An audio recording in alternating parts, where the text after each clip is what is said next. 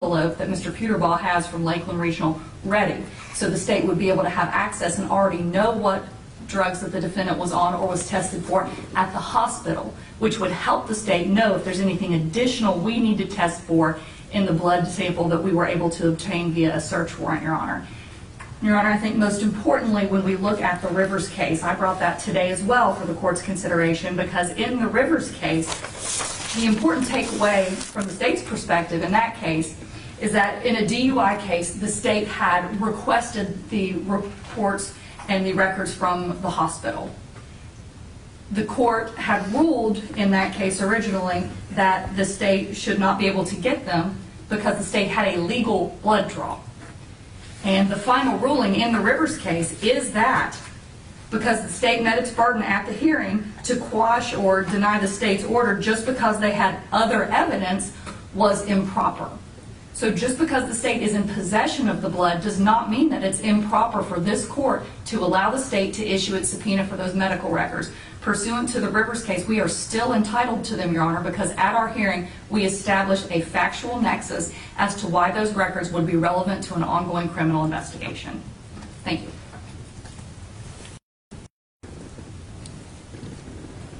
Right, I will take this matter under advisement. It is my intent, and to be consistent, to issue a written order to that effect.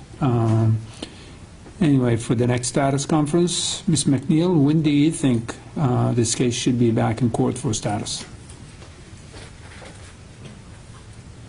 Roughly speaking, taking into account things are being worked on to include discovery, what have you, where the parties could have meaningful presentation or discussions regarding the progress of the case. As everybody is well aware, I'm due to rotate out the end of this year, and Judge Abdoni will be assigned to this case and the F9 cases. So any reason we need to have a status prior to December 31st? No, Your Honor. State? No, Your Honor. Okay, obviously if anything comes up, and we need to have a hearing prior to that, and let my office know, and we'll make it happen. All right, I'll go ahead, and Cindy, I need a status conference sometime with January, February. Is there a preference, defense? February? State? That's fine, Your Honor. Okay, sometime in February, Cindy, status conference. And Your Honor, yes, I would ma'am? ask that if we do February, that we do it no earlier than the 7th. I am in trial in a regular felony division the week of February 1st. Okay, something past February 7th. I'm looking at Friday, February 18 at 8:30. State's available, Your Honor. Ms. McNeil? Yes, sir. Mr. Riley, that'd be your next court date for a status conference. There's always the possibility. Ms. McNeil? I'm sorry, were you going to say something? No, you're right. Okay. All right. There's always the possibility that a status conference date may be adjusted at the request of either the parties or the court. You'll be notified if that happens. So just as far as Mr. Riley's appearance, the plan is at this point moving forward for him to appear remotely. Judge Abdoni's preference is to do his status conferences by way of Teams. It's been my practice outside of this case to do it by phone, as Ms. McNeil and Ms. Berry is well aware. I suspect that will change with Judge Abdoni, so it'll be done by way of Teams.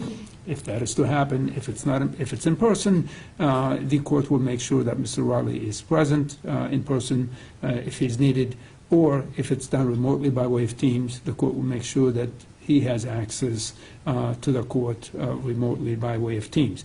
And just to, I suspect, Mr. Riley, I'm not telling you anything new. Up until now, all the statuses, or the motion practice, I should say, that we've had, the attorneys have been present in person. You have been present by Teams, video conference Teams.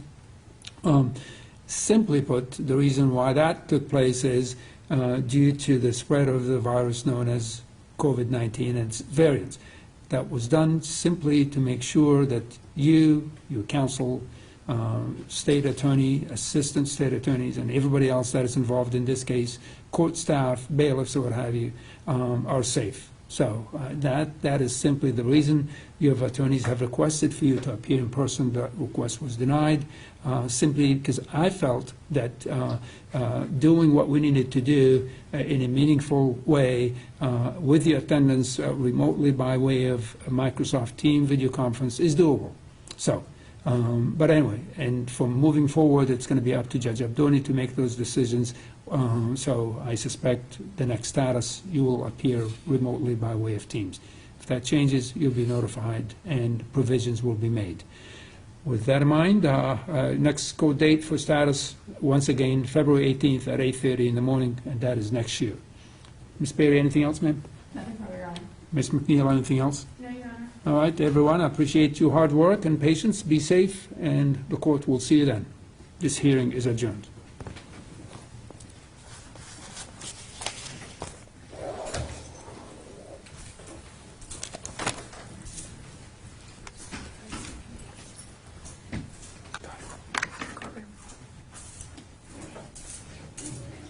Jones hit.